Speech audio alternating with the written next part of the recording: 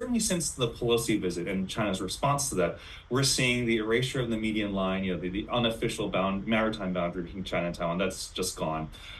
Increasingly, we're seeing that Chinese forces are getting closer and closer to Taiwanese territorial waters. So within, I think, 24 nautical miles, they're getting closer and closer to that boundary.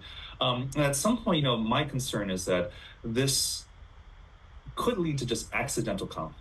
That China may not be intending to do this, they may not be wanting to get into war, but the fact that it gets closer and closer to that line, at some point, Taiwan just has to say, look, we can't let you into our territory, and we need some ability, some buffer to be able to respond to that.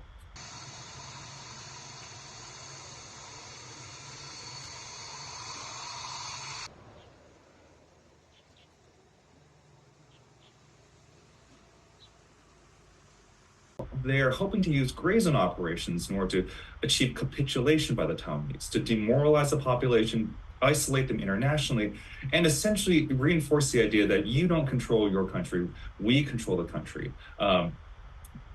Typically, though, these things kind of backfire.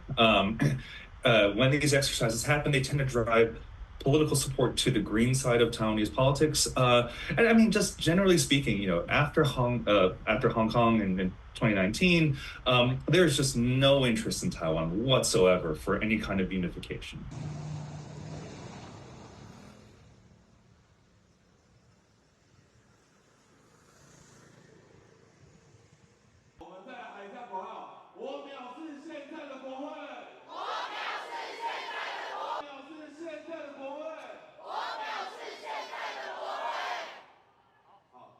是很前面的，但是当反送中的民主自由，让台湾继续在国际法公程序里面，为了要保障当事人，他们所说的话，有声有看得清楚到底谁表达的意见是什么，以及确保每一个人在场人数都是正的。非常关键的一天，我们能不能够挡下这个滥权的法案？就看大家可以看到，就是我们一场内持续。刚刚报告上因为表决性这个东西，在1992年左右开始做好。The exercise, if you remember, it sort of created no small amount of international scrutiny and unease, especially when it comes to the possible ramifications on maritime and aviation safety.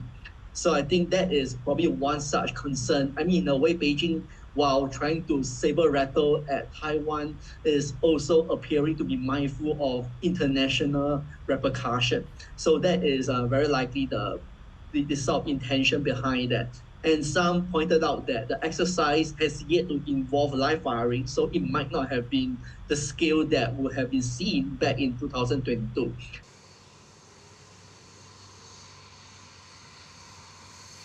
So the fact that it's closer to Taiwan coast this time around appeared to reflect the growing confidence of the Chinese military, because ever since the Pelosi visit and the first sharp sword exercise in 2022, we have seen the Chinese military exercising more often off the eastern seaboard of Taiwan. So I think that is the sort of build-up from that series of training experiences leading up to this.